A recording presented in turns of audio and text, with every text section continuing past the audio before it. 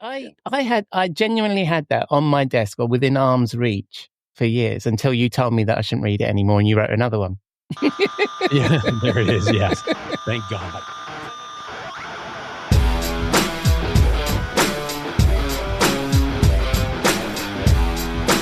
Hello and welcome to the Rose and Rockstar from the Rockstar CMO effing marketing podcast and the Marketing Podcast Network. I'm your host, Ian Truscott, managing partner at Velocity B, a B2B sales and marketing advisory firm.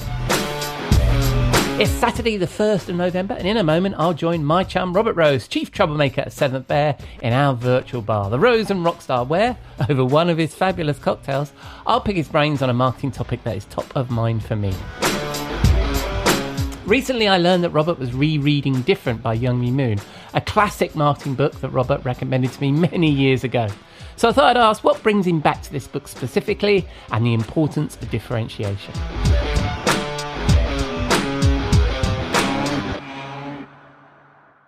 But first, we need to pay the bar tab. I'll be back in a moment. We'll be right back after this word. We'll be right back. After this word.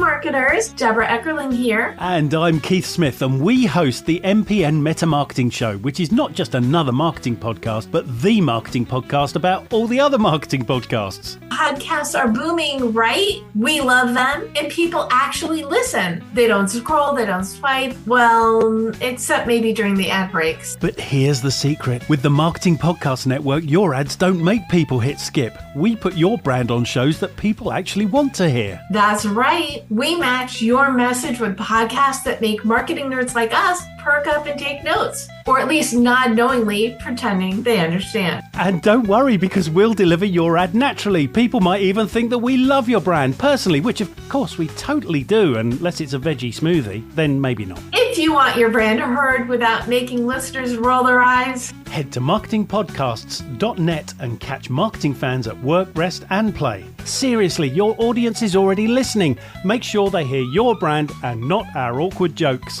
Join the conversation, because good ads shouldn't just be tolerated, they should be enjoyed. Yes!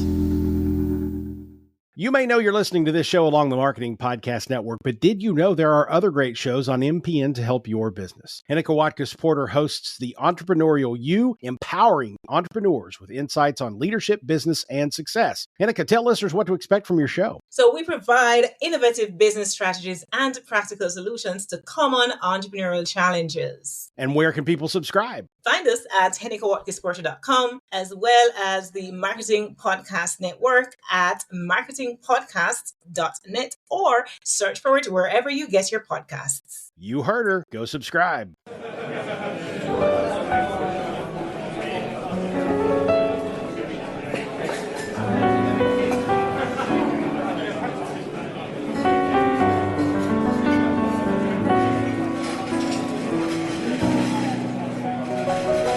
Hello, my friend. Welcome to the bar.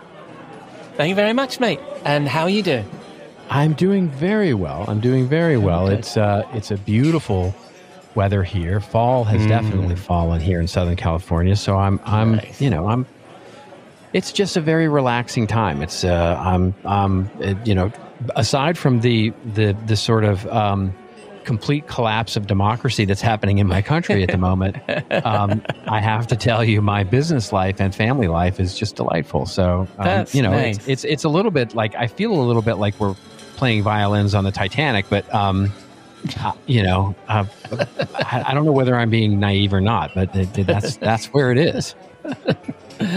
I couldn't possibly comment, my friend. I think that there's Well, only... you could, but we would spend the time talking about the ridiculousness of the lack of, I mean, the metaphor of tearing down the East Wing of the White House is just, it couldn't be more appropriate for the times, but I digress.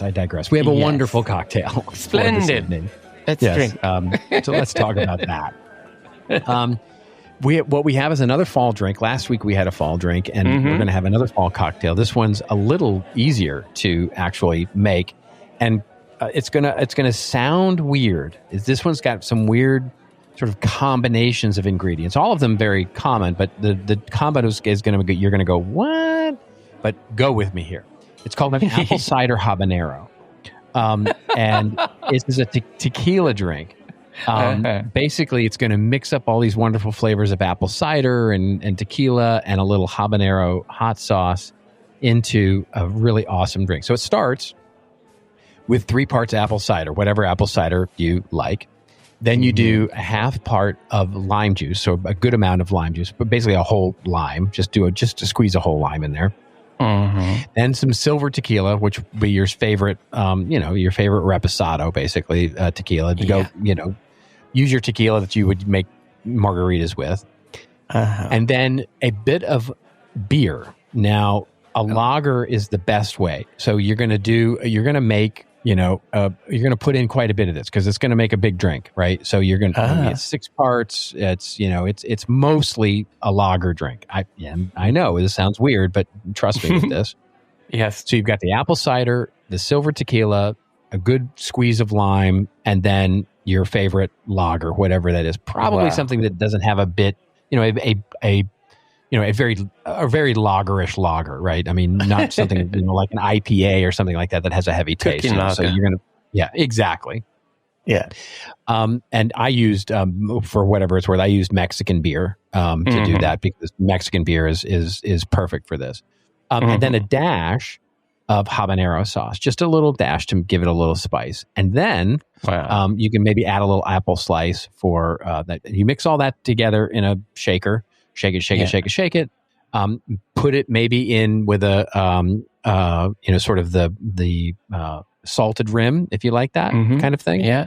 And then pour that over ice, and it is just I promise you, it's a delicious drink. It sounds weird as hell, but it's very delicious. Wow, I love that. When in the UK, if you drink cider and beer together, it's called a snake bite. It's not quite as classy as this. And then I remember that. Yeah, that's nice. That's lager and hard cider together. And then, there you go. When I was a kid, you just reminded me of this. I think they had something called a green monster, where they then put blue bowls in it, and it would come out green. That's a dreadful looking drink. But this sounds much nicer. I like it. Now, this isn't hard cider, by the way. This is just regular old apple cider. I was going to ask you, because we'd go wrong there. Because this is basically, I don't know how it is there, but getting proper apple cider here is very hard. Basically, you get apple juice. You know what I mean? So this is kind of just apple juice, right? 3 parts apple juice and lime juice and tequila and beer.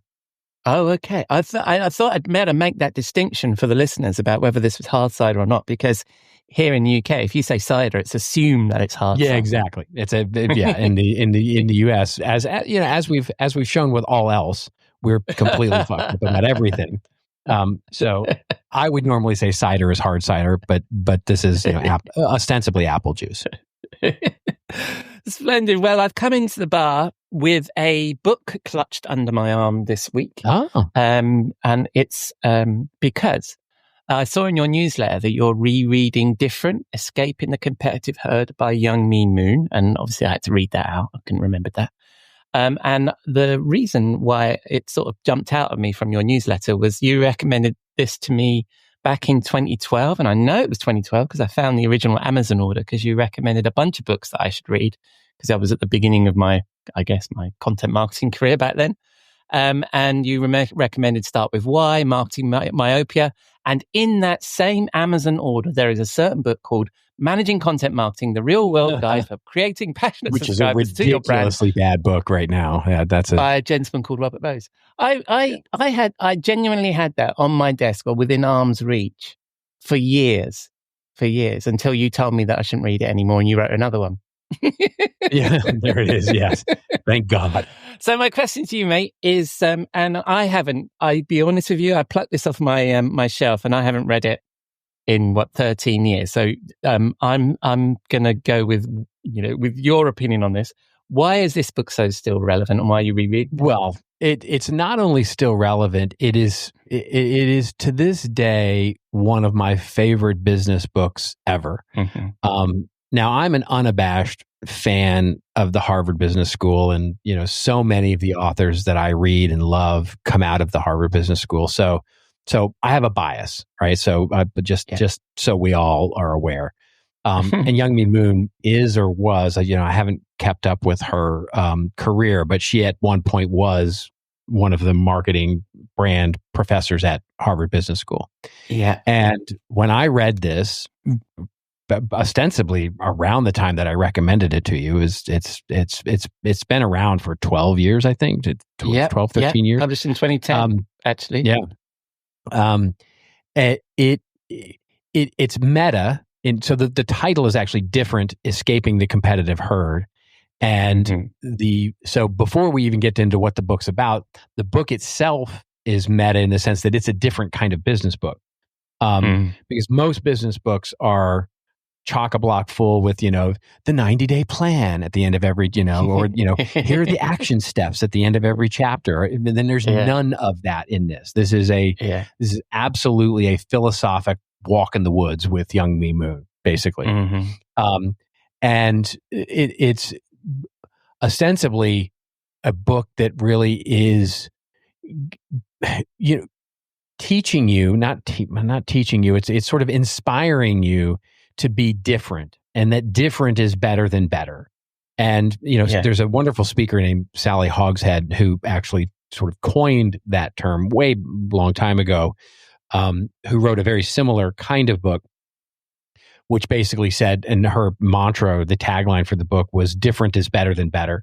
This is sort of to me, this is the inspiration of that, even because what Youngme Moon talks about in this is sort of getting in, don't talk about, it's not about features, it's not about augmentations, it's not about gimmicks, it's not about, all these different ways of things, but the way to be different in your brand and your approach to life and your, how you, your business, whatever it is you're trying to be different in, all of these is that you sort of lean into your adventurousness, right? You lean into weird, you lean into crazy.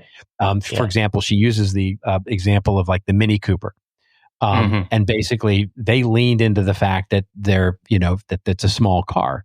And it's, and the ad headline that they used was like, are you worried that this car is too small? Well, look here, it's even smaller than you think.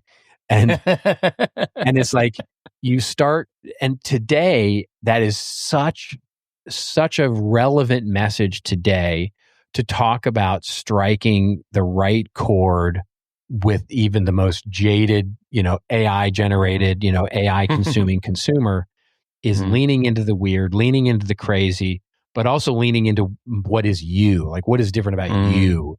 And I just think every time I reread it, and I've reread it, I don't know, 5, 6, 7 times because, again, because there's no actionable things to do. Like there's no worksheets, there's no, case studies or anything like that. It's literally just like, here's how to think. And it's just a lovely reminder every 4 or 5 years when I reread it, that it's just a great, great, great idea. Fantastic. And who was the one that you were saying about that also wrote a similar book? So we might as well talk about that as well. So, and I love that phrase, different is better than better. I love that. Yeah. I mean, that's a Sally Hogshead thing, right? So she came out with that a long time ago when she came out with her book, and I'm forgetting what her book was called. I think it was called Unforgettable, or I can look it up. I'll find it and put a link in the show notes. Yeah, it's really great. And then and in that she talks about being different and how being different is better than better. Yeah. I love that phrase. And why is it that you're always coming back to this book? I mean, of all the books that there are, and in your most recent reading of it, what comes out of it for what we're banging on about in 2025 and this AI slop? It's leaning into us as the differentiator. I mean, in so many ways, what we're at now in terms of of differentiation is in the the phraseology, the provocative, trying to be provocative, trying to be clickbaity, trying to be find that edge somewhere. And what she says in the book is that it's not about that. Like, it's not about being, saying the same stupid thing in an edgier way, right? Or saying the same thing in sort of a more, clever way. That's not what being different is all about. Being different is basically imbuing the thing that is you into the differentiation and leaning into that thing, whatever that thing is. and Right. really being okay with the downside and the upside, right? You know, as I've said before, so many times, in order to be right for some, you have to be really willing to be wrong for others. And that's really what it gets to, is like, if you want to be different, you have to be willing to be the wrong choice for some people. And so many brands struggle with that these days because they're trying so hard to be just a little bit better, right? Just a little bit, more edgy than the next guy, and reach through the noise of AI slop and all that kind of stuff. So they, it's the same headline you've read a million times. It's just got a little bit of an edgier word to it, or it's, you'll never guess what's going to be on page 3. It's a kind of clickbait thing. And it's not about that. It's about actually living the brand, the view as a different person. Yeah. And I think that, that point that you just made, I think we've probably talked about before as well, isn't it? And especially in B2B marketing, is it's really hard to convince the sales team that we really need to be focused, and it's okay for people not to like us, because they want the net to be as wide and as fine as possible, so they can decide what they throw back, right? Rather than that we want to be something specific for somebody. And it's all of that stuff. Well, exactly. Especially true when we're talking about brand level marketing these days, right? You look at the brands that are really succeeding in the level of brand level marketing these days. And honestly, they're leaning into their uniqueness. And not worrying about whether, they're doubling down on stuff. And by the way, this works in good and bad ways, right? I mean, we were joking about the where our country sits, where my country sits right now in terms of the marketing and brand of the people that are running the country. But in a weird way, they're actually practicing this, right? In other words, they're leaning into who they are, and that is different, right? And they don't give a shit how many people don't like them. Yeah, well, they give a shit that there is sufficient number of people that like them. Well, exactly right. They're willing to be. They're willing to be right for some and willing to be completely wrong for others as a result of that. Yeah, absolutely. All right, but well, if people are looking for content that's definitely right for them, where are they going to find it? They'll find it on my newsletter, which I would love for people to subscribe to, which is seventhbearlens.substack.com. Also, you can find that subscription form on the website, which is seventhbear.com. The newsletter, that, and of course, thisoldmarketing.com if you're into a podcast. Nice. And yes, and on your Seventh Bear, do they have to sort of squeeze past the scaffolding and stuff as you reconstruct it? Yes, that's exactly construction going on. Yes. All right, buddy. And then when we spin the dial on the interwebs, where are we going to find you? You'll find me on LinkedIn primarily. Yes, I love to connect with people there. Nice. And my own selfish request: will you be in the bar next week? Of course, I'm serving drinks all week. I look forward to it. I'll see you then, mate. All right.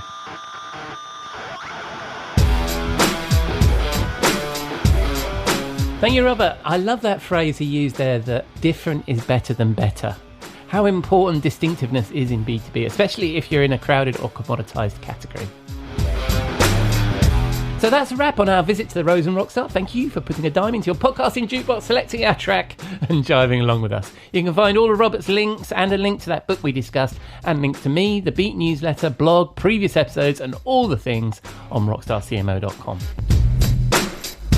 Coming up on Wednesday, Kathy McKnight will be in the studio, and as you heard, Robert will be back in the bar on Saturday. In the meantime, I'll leave you with this quote from Youngme Moon and the book we just discussed. When we're surrounded by conformity and homogeneity, we all look for ways to create a little change.